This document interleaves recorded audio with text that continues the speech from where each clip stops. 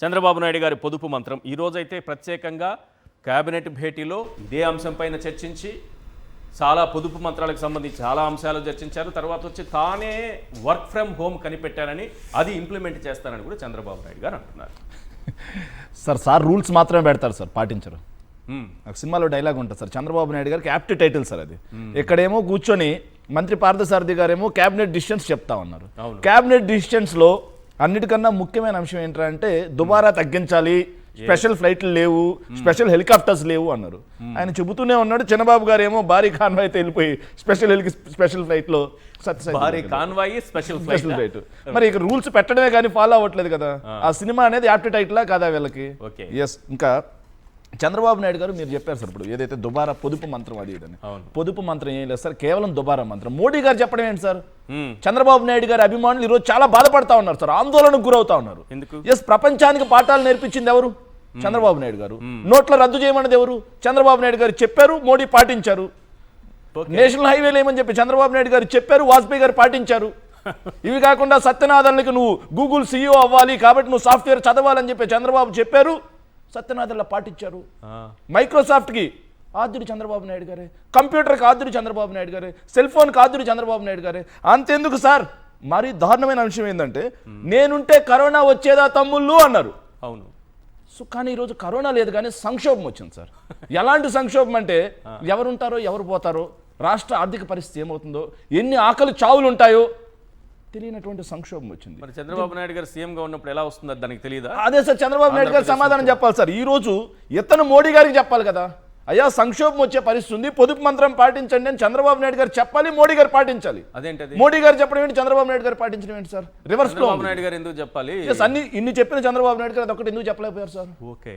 ప్రపంచానికి పాఠాలు నేర్పించిన అతను చంద్రబాబు నాయుడు అనే ఒక వ్యక్తి మోడీ గారికి ఎందుకు చెప్పలేకపోయారు? అది సమాధానం పాపం తెలుగు తమ్ముళ్ళందరూ కూడా వేదనతో మోడీ గారు చెప్పడం ఏంది, బాబు గారు ఇంటికి వస్తే చెప్పారని చెప్తారేమో, చెప్తారు. అంటే వర్క్ ఫ్రమ్ హోమ్ అనేది మాట్లాడింది మొట్టమొదటి చంద్రబాబు నాయుడు గారు అంట సార్. అంటే పాపం కంపెనీస్కి వాళ్ళకి ఎవరికి తెలియదు సార్, కోవిడ్ టైంలో వర్క్ ఫ్రమ్ హోమ్ లేదు, కోవిడ్ టైంలో ఎవరు అందరూ ఆఫీసులకు వెళ్ళారు తప్పిస్తే వర్క్ ఫ్రమ్ హోమ్ లేవంట సార్. ఇప్పుడు చంద్రబాబు నాయుడు గారు కొత్తగా కనిపెట్టారు. సో దుర్మార్గంగా నడుస్తా ఉంది సార్, ఏం చేస్తాం. ఇక వీళ్ళకి అధికారం వచ్చినందుకు వీళ్ళ విలాసాలతో అనుభవిస్తున్నారు సార్. అనుభవించినారా అని పెడితే నాకు ఒక డైలాగ్ గుర్తొచ్చింది సార్. సో వీళ్ళు మాత్రం అనుభవిస్తూ ఉన్నారు సార్, కానీ వీళ్ళకి ఓట్లేసిన పాపానికి ప్రజలు కూడా అనుభవిస్తున్నారు సార్. ఇద్దరికి ఒకటే పదం.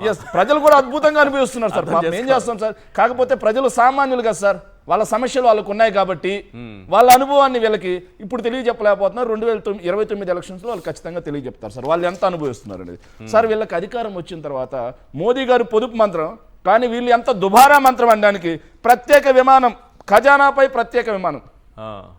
ఇప్పటికే ప్రత్యేక విమానాలకు సంబంధించి 109.04 కోట్ల రూపాయలు 2024-25, 25-26 ఆర్థిక సంవత్సరానికి అయిపోతే ఒక్క చంద్రబాబు నాయుడు గారికి మళ్ళీ నెక్స్ట్ ఇయర్కి కూడా దాదాపుగా 2026-27 ఆర్థిక సంవత్సరానికి సంబంధించి 56.43 కోట్ల రూపాయలు కేవలం ప్రత్యేక విమానాలు, కేవలం హెలికాప్టర్ల కోసం. చంద్రబాబు నాయుడు గారు కరకట్ట కొంపలో నుంచి బయట అడుగు పెడితే ప్రత్యేక హెలికాప్టర్ ఉండాలి. మళ్ళీ ఆ వర్డ్ ఎందుకు సార్? అంటే వాళ్ళకి ఇష్టమైన వర్డ్ సార్ అది. వాళ్ళకి ఇల్లు అంటే అర్థం కావు కదా సార్, వాళ్ళకి కొంప అంటే చాలా ఇష్టమైన వర్డ్ సార్ తెలుగుదేశం పార్టీ వాళ్ళకి. నేను వాళ్ళ భాషే చెప్తున్నాను సార్ దయచేసి. సో అక్కడి నుంచి అడుగు పెడితే గన్నవరం ఎయిర్పోర్ట్కి రావడానికి కూడా స్పెషల్ హెలికాప్టర్, ఇంట్లోంచి బయట పెడితే జిల్లాల పర్యటనకి, ఢిల్లీ పర్యటనకి ఎక్కడికి వెళ్ళినా స్పెషల్ ఫ్లైట్స్. అంతెందుకు సార్, ఆఖరికి మన రాష్ట్ర ముఖ్యమంత్రి పక్క రాష్ట్రంలో వీకెండ్ వెళ్ళడం కోసం ప్రతి శుక్రవారం శనివారం వెళ్ళడానికి కూడా స్పెషల్ ఫ్లైట్, డబ్బులు ఆంధ్ర రాష్ట్ర ఖజానా నుంచి. ఇది పొదుపు మంత్రమా, దుబారా మంత్రమా? Point number 1. లోకేష్ గారు దుబారా చేయలేదే, ఎప్పుడు ఆయన ప్రభుత్వ ఖజానా నుంచి ఖర్చు పెట్టలేదు. నా డబ్బులతో నా దుడ్లతో నేను పోతే నీకేంటి? ఆ దుడ్లు ఎక్కడి నుంచి కట్టారు? హెరిటేజ్ నుంచి కట్టారా?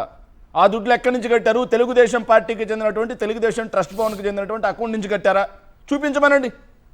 మీరు పబ్లిక్లో ఉన్నప్పుడు అకౌంటబిలిటీ అనేది ఉండాలి కదా, జవాబుదారీతనం ఉండాలి, పబ్లిక్ ట్రాన్స్పరెంట్ ఉండాలి కదా. మరి పవన్ కళ్యాణ్ అదేవిధంగా లోకేష్ తిరుగుతున్నటువంటి స్పెషల్ హెలికాప్టర్స్, స్పెషల్ ఫ్లైట్స్ యొక్క ఖర్చు డబ్బు ఎవరు కడుతున్నారు చూపించాలి కదా, చూపించమను. ఇక అమరావతి సార్, అది అమరావతి కాదు సార్, దోపుడికి పరాకాష్ఠగా మారింది. అమరావతి అప్పులావతికి మారింది. ఇప్పటికే 47,000 కోట్ల రూపాయలు రాష్ట్రానికి అమరావతి పేరుతో అప్పులు తీసుకొస్తే అవి చాలా అన్నట్టుగా మళ్ళీ ప్రపంచ బ్యాంకు నుంచి ఇంకో 15,000 కోట్ల రూపాయలు అప్పు తీసుకురావడం కోసం కేంద్రం పచ్చ జెండా ఊపింది. ప్రపంచ బ్యాంక్ అండ్ ఏడీపీ నుంచి మొన్న తీసుకొచ్చిన 15,000 కోట్లు కాకుండా ఇంకో 15,000. సో ఇవన్నీ కలుపుకుంటే 2014 నుంచి 19 మధ్యలో 5,300 కోట్లు కూడా కలుపుకుంటే అమరావతి పేరుతో రాష్ట్ర అప్పు 70,000 కోట్ల రూపాయలు చేరిపోయింది. ఇప్పటికేనా? ఇప్పటికి 70,000 ఏం వర్క్ అంత 70,000 కోట్ల రూపాయలు అప్పులు అయితే ఓకే బానే ఉన్నాయి కానీ ఆ స్థాయి నిర్మాణాలు అవేమో ఉన్నాయి. ఎస్, ఆ స్థాయి నిర్మాణాలు జరుగుతున్నాయి సార్. దానికి సంబంధించి సచివాలయం బిల్డింగ్ సార్ జీఏడీతో కలిపి 4 టవర్, జీఏడీ ఇంకో 4 టవర్లు 5 టవర్లకు కలిపి మొట్టమొదటిగా కన్స్ట్రక్షన్ కోసం 4,354 కోట్ల రూపాయలని టెండర్ ఇచ్చారు సార్. అది అయిపోయిన తర్వాత అది చాలదన్నట్టుగా ఏసీ, ప్లంబింగ్, లిఫ్ట్లు, ఫైర్ అలారం కోసం మరో 2,316 కోట్లు ఇచ్చారు సార్. అవి చాలా అన్నట్టుగా అద్దాలు సార్, సుందరంగా అద్దాలు, అలాగే పిల్లర్స్ ఉంటాయి కదా సార్, ఏదో స్తంభాల సుందరీకరణ కంటే సార్, దానికోసం మరో 2,500 కోట్లు. గోడ దెబ్బ, చెంప దెబ్బ 2 తగలాలి కదా సార్. 2,500 కోట్లు చాలా అన్నట్టుగా మళ్ళీ దానికి GST waiver, sceneries waiver, NAC waiver, ఇలా ఇతర ఫీజులు కలిపి మరో 20% సార్. పర్ఫెక్ట్ గానే ఉంది కదా. మరో 20% కలిపి 10,000 కోట్ల రూపాయలు ఒక్క సచివాలయానికి కడుతున్నారు సార్.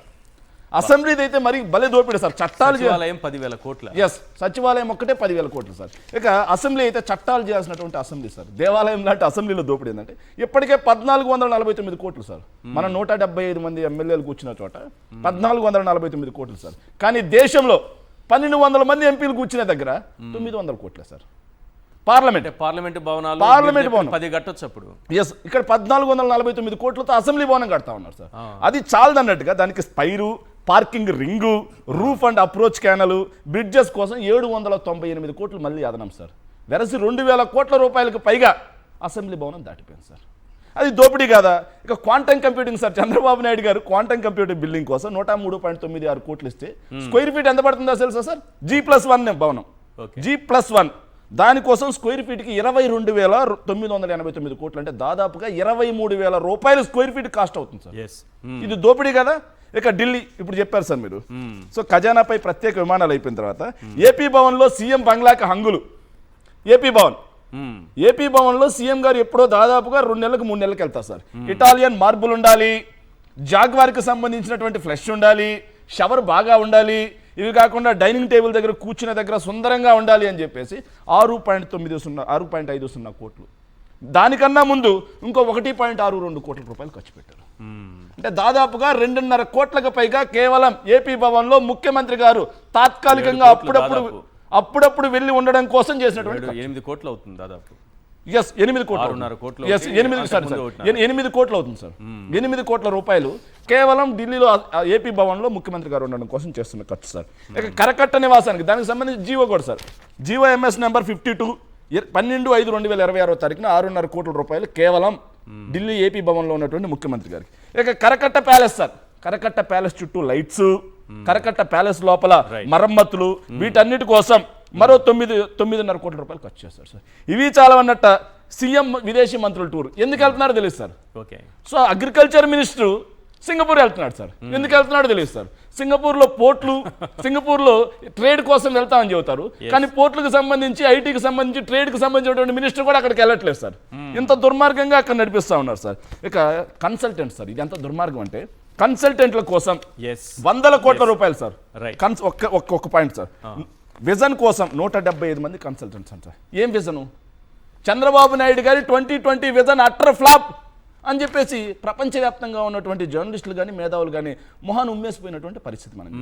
మళ్ళీ 2047 అంట. విజన్ కోసం 100 కోట్ల రూపాయలు. కుప్పంలో భలే కామెడీ ఉంటుంది సార్. కుప్పంలో 456 కోట్ల రూపాయలతో అభివృద్ధి కార్యక్రమాలు చేపడుతున్నాం. దాంట్లో 5 కోట్ల రూపాయలు కేవలం కన్సల్టెంట్ అంట సార్. పెట్టేది 456 కోట్ల రూపాయలు. ఆయన కాన్స్టిట్యున్సీలో పనిచేస్తాం. ఆయన కాన్స్టిట్యున్సీలో సమస్యలు ఎక్కడ ఉన్నాయి, ఆ సమస్యను ఎట్లా అడ్రస్ చేయొచ్చు, ఎక్కడ ఎంత ఖర్చు పెట్టవచ్చు అనేది కుప్పం ఎమ్మెల్యే గారికి తెలియదు. 2 సంవత్సరాలు పనిచేశాడు. దాన్ని వేరే వాళ్ళు వచ్చి 5 కోట్ల రూపాయలు తీసుకొని కుప్పంలో ఇది చేయాలి, ఇది చేయాలని చెప్తారంట సార్. లోకల్ ఎమ్మెల్యేకి తెలియదంట సార్. ఇంత దుర్మార్గం.